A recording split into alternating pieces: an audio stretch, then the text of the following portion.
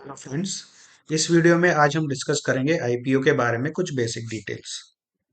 तो जब भी किसी कंपनी का आईपीओ आने वाला होता है तो हमने कुछ कॉमन टर्म्स हमेशा सुने होते हैं, जैसे face value, share price, total amount raised, total shares available, QIB, anchor investor, NII, grey market premium, subscription done in multiples. So एक एक करके इन सभी टर्म्स को हम समझते हैं। Face value. फेस वैल्यू सिर्फ एक कंपनी का बेस वैल्यू होता है जो कंपनी डिसाइड करती है जब उसका आईपीओ आने वाला होता है। ये बहुत ज़्यादा सिग्निफिकेंट नहीं है। फेस वैल्यू सिर्फ कैलकुलेशन के काम आता है, जैसे कभी कुछ अकाउंटिंग पर्पस के लिए या फिर ये देखने के लिए कि उस शेयर की जो एक्चुअल मार्केट प्राइस है वो फेस वैल्यू के कंपैरिजन में कितनी ज़्यादा या कम है। जैसे अगर फेस वैल्यू किसी कंपनी की डिसाइड की है 10 और उसकी एक्चुअल मार्केट प्राइस है 38, तो इसका मतलब है जो शेयर प्राइस है वो फेस वैल्यू का 3.8 टाइम्स है। सो मोस्टली ये चेंज नहीं होता है और आईपीओ के टाइम पे ही डिसाइड होता है। और मोस्ट ऑफ द केसेस में ये 10 या 2 या ऐसे कुछ फिक्स नंबर्स में ही होता है। नॉर्मली ये रिटेल कस्टमर्स के काम पे नहीं होता है, ये सिर्फ एक बेस वैल्यू है और नॉर्मली ये वैल्यू कभी चेंज नहीं होती। नेक्स्ट होता है शेयर प्राइस। शेयर प्राइस जो एक्चुअल मार्केट प्राइस है जिस पे हम ट्रेडिंग कर सकते हैं, इन्वेस्टिंग कर सकते हैं उस कंपनी के शेयर में, तो वो एक्चुअल उसकी प्राइस होती है जो हमको जो भी अलग अलग वेबसाइट्स हैं उस पे दिखती हैं। उसके बाद आईपीओ आता है तो तब ये एक वैल्यू होती है टोटल अमाउंट रेज्ड। ये वो अमाउंट है जो कंपनी मार्केट से रेस करना चाहती है अपने आगे की ग्रोथ या डेवलपमेंट के लिए। ये कुछ भी एक बड़ी वैल्यू हो सकती है, जैसे 1000 करोड़ या 2000 करोड़, जो भी कंपनी को लगता है कि आगे आने वाले ग्रोथ और डेवलपमेंट के लिए चाहिए। तो ये वो अमाउंट होता है टोटल अमाउंट रेज्ड। और number of shares available for buying, which means कि जब उस कंपनी का आईपीओ आने वाला है तो टोटल कितने शेयर्स वो कंपनी मार्केट में लिस्ट करने वाली है। फॉर एग्जांपल वो कुछ 20 lakhs, 15 lakhs, 30 lakhs, इतने टोटल नंबर ऑफ शेयर्स होते हैं जो कंपनी शेयर होल्डर्स को देने वाली है परचेसिंग के लिए या इन्वेस्टिंग के लिए। तो ये सब थ्योरी में हमने देखा, अभी इसको एक प्रैक्टिकल एग्जांपल से देखते हैं। तो अभी जो एक रीसेंट आईपीओ है आइनक्स सीवीए, अगर हम इसकी बात करें तो इसकी जो फेस वैल्यू है ये 2 रुपीज रखी है और amount company want to raise वो अमाउंट है 1459.32 करोड़। तो जो हमने यहाँ पे देखा टोटल अमाउंट रेज्ड, सो ये कंपनी इस आईपीओ के थ्रू इतना अमाउंट रेस करने वाली है। इस अमाउंट को ये कंपनी अपने अलग ग्रोथ या डेवलपमेंट में यूज करेगी। और शेयर प्राइस जो रखा है आईपीओ का उसकी ये रेंज है 627 से 660। सो अगर हम इसको देखें फेस वैल्यू से कंपेयर करके तो ये फेस वैल्यू का 313 टाइम्स या 330 टाइम्स है, अगर इसको हम 2 से डिवाइड करते हैं तो ये सिर्फ नॉर्मली इसी कैलकुलेशन के लिए होता है फेस वैल्यू। लास्ट में है total number of shares available. तो ये हमको कैसे मिलेगा, अगर हम ये जो वैल्यू है 1459.32 करोड़ उसको डिवाइड करते हैं इस वैल्यू से 660 से, तो हमारे पास इतना आएगा। विच मीन्स का कंपनी टोटल इतना पैसा मार्केट से उठाना चाहती है और पर शेयर की प्राइस इतनी है, तो टोटल इतने शेयर्स मार्केट में है अवेलेबल शेयर होल्डर्स के पास खरीदने के लिए। तो ये एक एग्जांपल था कि ये इन सारी वैल्यूज का क्या मीनिंग है। अब उसके बाद होता है कैटेगरीज ऑफ शेयर होल्डर्स। सो ये जो इतने भी सारे शेयर्स है ये सिर्फ एक ही रिटेल कस्टमर्स के लिए नहीं होते, ये सब में डिवाइड होते हैं। तो सबसे पहले होता है रिटेल इन्वेस्टर्स, जैसे वो लोग नॉर्मली जो स्मॉल अमाउंट में ट्रेडिंग करते हैं, नॉर्मली वो लेस देन 2 lakhs होता है। तो जब भी कुछ आईपीओ आता है तो हम वहां देखते हैं कि रिटेल कस्टमर्स के लिए वो 2 लाख से कम के शेयर्स हम खरीद सकते हैं।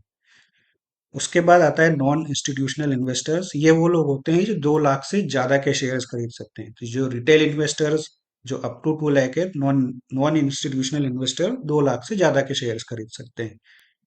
नॉन इंस्टीट्यूशनल में ही दो कैटेगरीज होती हैं, एक स्मॉल एचएनआई, एक बिग एचएनआई। एचएनआई का मतलब है हाई नेटवर्थ इन्वेस्टर्स।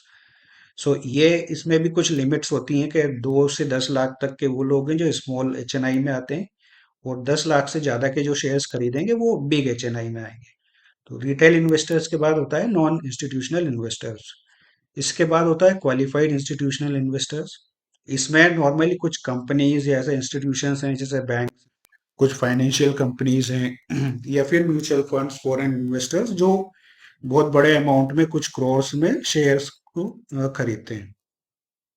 और क्वालिफाइड इंस्टीट्यूशन इन्वेस्टर्स में ही एक होता है एंकर इन्वेस्टर, जो नॉर्मली 10 करोड़ से उससे ज्यादा अमाउंट के शेयर्स परचेज करते हैं। तो रिटेल इन्वेस्टर्स वो छोटे इन्वेस्टर्स जो सिर्फ 2 लाख तक के शेयर्स खरीदते हैं। उसके ऊपर होता है एनआईआईस। उनके ऊपर होता है क्यूआईबीज, जो बड़ी कंपनीज हैं जो काफी बड़े अमाउंट पे शेयर्स परचेज करते हैं। और ये जो अमाउंट्स है ये फिक्स नहीं है, ये डिपेंड करता है कि उस कंपनी ने क्या कैटेगरीज रखी हैं, कितना अमाउंट रखा है, ये अलग अलग टाइप के इन्वेस्टर्स के लिए। नॉर्मली रिटेल के लिए फिक्स होता है अप टू 2 lakhs। अब इसको भी अगर हम एक एग्जांपल से देखते हैं, आइनक्स आई सीवी आईपीओ के लिए, तो इसमें अगर हम देखेंगे तो एंकर इन्वेस्टर के लिए 30% एलोकेशन किया है। तो जितना भी हमने इस प्रीवियस स्लाइड में देखा था, जो टोटल नंबर ऑफ शेयर्स थे, उसका अगर हम 30% देखते हैं तो वो आता है इतने शेयर्स। सिमिलरली अगर क्यूआईबी के लिए 20% है तो वो इतना नंबर ऑफ शेयर्स है। एनआईआई का 15%, रिटेल का 35%। सो यस, 35 जितने भी परसेंटेज है वो इस वैल्यू का परसेंटेज, तो अगर हम कैलकुलेट करेंगे तो वो ये वैल्यूज आएंगी और इनका total, finally total number of shares हो जाएगा। तो ये इस तरीके से ये कैटेगरीज में डिवाइडेड होता है। फिर लास्ट में हमने सुना होता है ग्रे मार्केट। तो ग्रे मार्केट एक अनऑफिशियल मार्केट होता है जहां पे उन शेयर्स की ट्रेडिंग होती है जो अभी एक्चुअल में मार्केट पे लिस्ट नहीं हुए हैं। तो नॉर्मली जो आईपीओ होता है, आईपीओ लिस्टिंग के पहले के जो कुछ 4-5 दिन होते हैं, वहां पे ग्रे मार्केट में ट्रेडिंग होती है। और ग्रे मार्केट में जब ट्रेडिंग होती है तो उसका एक ग्रे मार्केट प्रीमियम कैलकुलेट होता है। ये प्रीमियम वो वैल्यू है जो एक्चुअल जो शेयर प्राइस रखी है उसके कितनी ऊपर ट्रेडिंग है। विच मीन्स अगर किसी शेयर के लिए, किसी आईपीओ के लिए हमें पता चलता है कि ग्रे मार्केट प्रीमियम 50 है, उसकी एक्चुअल शेयर प्राइस 100 या 105 रखी है, इसका मतलब है कि ग्रे मार्केट में उसकी ट्रेडिंग 150 या 155 पे हो रही है। 100 प्लस 50, 105 प्लस 50। सो इससे हमको एक आइडिया लगता है कि ग्रे मार्केट प्रीमियम जितना ज्यादा है, उतना ही ज्यादा इंटरेस्ट पब्लिक का उस आईपीओ की शेयर में है। जितना ज्यादा ग्रे मार्केट प्रीमियम है, चांसेस हैं कि जब वो शेयर एक्चुअल में लिस्टिंग होगी तो उतना ही प्रीमियम या उससे ज्यादा प्रीमियम पे वो लिस्ट होगा। तो उससे एक आइडिया लगता है कि अगर आईपीओ पे हम सब्सक्राइब करते हैं तो प्रॉफिट होने के कितने चांसेस है। फिर लास्ट में होता है सब्सक्रिप्शन मल्टीपल्स। तो आईपीओ ने अभी अगर फॉर एग्जांपल जैसे हमने यहाँ पे देखा था कि रिटेल कैटेगरी के लिए टोटल इतने शेयर्स अवेलेबल हैं, लेकिन कोई सा अच्छा आईपीओ होता है तो उसकी बिडिंग ज्यादा होती है, तो वो कई बार इसका कई मल्टीपल्स में हो जाता है। Total available shares around 77 lakh है, लेकिन जब बिडिंग होती है तो अगर वो अच्छा आईपीओ है तो उसकी बिडिंग काफी ज्यादा हो सकती है। हो सकता है कि वो मतलब 1 करोड़ 2 करोड़ में हो जाए, तो वो इसका मल्टीपल्स में हो जाएगा कि रिटेल कैटेगरी में जो आईपीओ की बिडिंग हुई है वो around 2 times of the shares allocated हुआ है। तो वो भी जितना ज्यादा टाइम्स में बिडिंग होती है तो एक आइडिया लगता है कि पब्लिक का कितना ज्यादा इंटरेस्ट है उस आईपीओ में। So when the IPO is opened, so we can check how much interest is shown by public in the IPO. तो अगर फॉर एग्जांपल 12 टाइम्स है, विच मीन्स के जितने शेयर्स अवेलेबल थे, फॉर एग्जांपल 100 हैं रिटेल के लिए, तो उसकी बिडिंग 1200 शेयर्स के लिए हो चुकी है। तो वो भी जितना ज्यादा मल्टीपल टाइम्स में सब्सक्रिप्शन है, तो एक आइडिया लगता है कि पब्लिक का इंटरेस्ट उस आईपीओ में कितना है। तो उस बेसिस पे हम भी डिसाइड कर सकते हैं कि हमें उस आईपीओ में बिडिंग लगानी चाहिए या नहीं। तो एक ये सब्सक्रिप्शन मल्टीपल्स, वो ग्रे मार्केट प्रीमियम, ये दो वैल्यू हैं जिससे हमको ये पता चलेगा कि वो आईपीओ कितना अच्छा जाने वाला है लिस्टिंग के समय। और ये जितनी भी डिटेल, जो भी नंबर्स मैंने आपको आइनक्स सीवीए के बताए हैं, वो नॉर्मली इस वेबसाइट पे आपको मिलेंगे। वो जो भी कोई आईपीओ फ्यूचर में आता है तो आपको वो सारी वैल्यूज इस वेबसाइट पे मिल सकते हैं, तो आप इस पे भी चेक कर सकते हैं।